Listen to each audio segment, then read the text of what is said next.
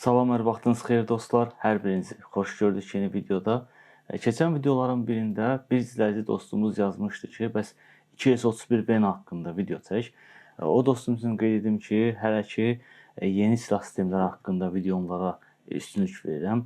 Çünki düşünürəm ki, bu mövzular daha çox diqqət cəlb edər. Çünki hazırladığım video diqqət cəlb etməyəndə baxış sayı az olur, bəyəni sayı az olur və mən də dəhşət motivasiyadan düşürəm, həvəsdən düşürəm. Çünki bir videonun hazırlanması üçün saatlar lazım olur. Həmin video haqqında məlumat toplamaq, videonu çəkmək, montaj etmək çox vaxt aparır. Hətta bəzən gecə saat 2-yə, 3-ə kimi oyaq qalıram. Söz yerinə çəkər, hal-hazırda da videonu gecə saat 3-ün yarısında çəkirəm və səhər də durub başqa bir işə gedirəm. Yəni deməyim odur ki, 10 dəqiqəlik, 15 dəqiqəlik videolar böyük zəhmət hesabına başa gəlir. Buna görə də istəyirəm ki, videolar daha çox maraq cəlb eləsin, daha çox izlənmə gəlsin. Bunun üçün də dostlar, sizdən xahişim odur ki, videonu bəyənin, bəyəndinizsə əgər, abunə olun, abunə deyilsinizsə və dostlarınızla paylaşın ki, bu videolar daha çox insanın qarşısına çıxsın. Yəni sözümün qısası odur ki, düşünürəm ki, hal-hazırda yeni alınan silah sistemləri daha çox sizlərə maraqlı olar.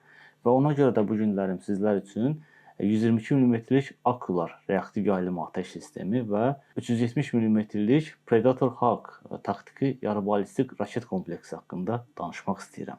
Bildiyiniz kimi artıq ölkəmiz uzun müddətdir ki, İsrail ilə hərbi əməkdaşlığı həyata keçirir və bu əməkdaşlıq nəticəsində həm yeni silah sistemləri almışıq, həm də mövcud texnikaları, silah sistemlərini modernləşdirmişik. Və keçdiyimiz Paraz günündə də yeni alınan silah sistemlərimiz, həmçinin İsraildən alınan silah sistemlərimiz həmin paradda nümayiş etdirildi. Bu silah sistemlərindən biri olan 122 mm-lik Akular reaktiv yaylım atəş sistemi istifadəmizdə olan bir digər LAR 160 reaktiv yaylım atəş sisteminin daha ağıllı, daha da modernləşdirilmiş versiyasıdır. Belə ki, LAR 160 reaktiv yaylım atəş sistemi geniş ərazini səpələmə atəşlə şumlamaq üçün, məhv etmək üçün nəzərdə tutulub.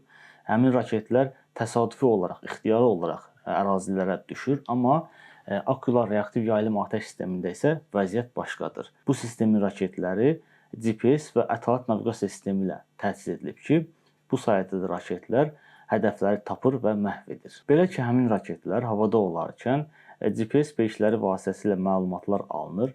Hədəfin mövcud mövqeyi haqqındakı məlumatlar həmin raketə ötürülür və bu sayədə də raket hədəfini vurur. Və qeyd edim ki, raketin yanılma payı, xəta payı 10 metr təşkil edir. Amma İsrail müdafiə sənayesinin iddialarına görə bu yanılma payı 10 metrdən daha azdır. GPS və ətalət naviqasiya sistemi birlikdə işlədiyi zaman, raket havada süzüldüyü zaman həmin raketin trayektoriyasına düzəlişlər edir, onu hədəfə doğru yönləndirir və küləyin təsirini kompensasiya edir. Bu dəqiqlik sayəsində də raketin yönəldiyi hədəf istər dayansın, istər hərəkətdə olsun, raket həmin hədəfə çataraq onu məhv edir. Bu cür özəlliyi raketin boşuna israf olunmasının, boş ərazilərə düşməsinin və ya mülki obyektlərə ziyan verməsinin qarşısını alır ki, bu da müharibə doktrinasında etik baxımdan çox əhəmiyyətlidir. Akular reaktiv yaylım atəş sistemi pilotsuz uçuş aparatları ilə koordinasiyalı şəkildə işlədiyi zaman daha effektiv nəticələr verə bilər. Belə ki, bu zaman PUA-lar koordinatları reaktiv yaylım atəş sisteminə yönləndirərək onların raketlərinin dəqiqlik payını daha da artıra bilər. Belə ki, böyük vətən müharibəsində biz PUA artilleriya sinxronizasiyasının müsbət nəticələrini görmüşdük. Akular reaktiv yaylım atəş sistemini biz həm hücum, həm də müdafiə məqsədləri üçün istifadə edə bilərik. Müdafiə zamanı düşmənin artilleriya sistemlərini, sursat anbarlarını və hərbi texnika cəmlənən rayonlarını məhv etmək mümkündür. Hücum zamanı isə düşmənin arxa cəbhəsindəki infrastrukturunu, komanda və idarəetmə mərkəzlərini, radioelektron mübarizə və radiolokasiya sistemlərini məhv etmək mümkündür. Bu xüsusiyyətlər Akular yaylım atəş sistemini operativ ağıllı artilleriya sistemlərinə yaxınlaşdırır. 35-40 km məsafədə effektiv olan bu yaylım atəş sistemi çoxfunksiyalı puls buraxılış qurğusu üzərinə yerləşdirilib, hansı ki bu buraxılış qurğusu həm 122 mm-lik raketlərin, həm də iri kalibrli Extra və Predator Hawk raketlərinin atışını həyata keçirə bilir. Sistemin çoxfunksiyalı olması bir tərəfdən yaxşıdır ki, ordumuzun həm logistikası sadələşir, həm də ordumuz müxtəlif əməliyyat tapşırıqlarına asanlıqla uyğunlaşır. Uzaq məsafələrdə yüksək dəqiqliyə sahib raket sistemlərindən biri də Predator Hawk taktiki yarı ballistik raket sistemidir. 370 mm-lik bu raketlər 5 metr uzunluğa sahibdir, 800 kq ağırlığında olub, döyüş başlığının çəkisi isə 140 kq təşkil edir. Raket supersonik sürətə sahibdir və mənzili 50 ilə 300 km arasındadır. Belə ki, 300 km məsafədəki hədəfə raket 8 dəqiqə ərzində çatır. 2014-cü ildə dizayn edilən bu raket 2015-ci ildə ölkəmizdə keçirilən ADEX 2015 silah sərgisində nümayiş etdirilmişdi.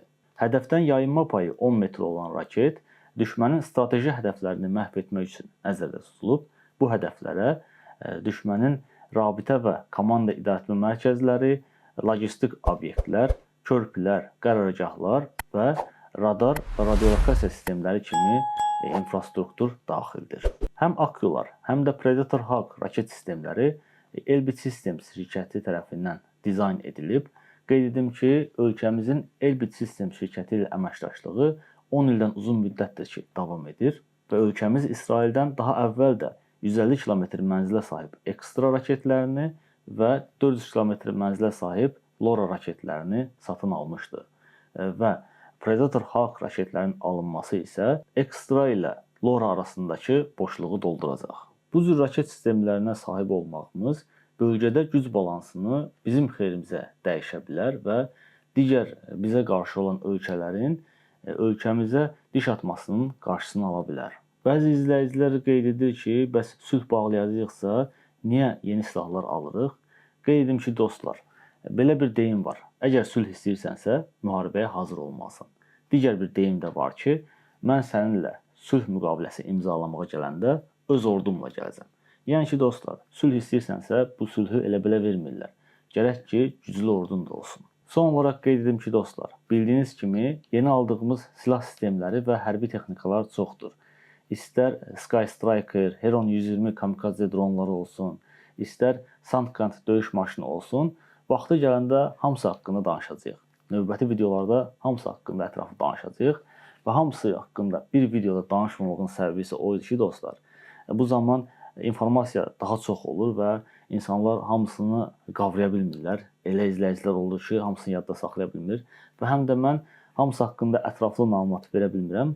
Ona görə istəyirəm ki, hamısını hissə-hissə sizlər üçün video şəklində hazırlayam.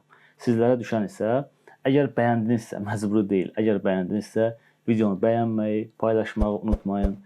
Kanala qıraqdan baxıb, amma hələ də abunə deyilsinizsə, abunə düyməsinə basmağa qorxmayın. Çünki bu abunə olmaq pulsuzdur.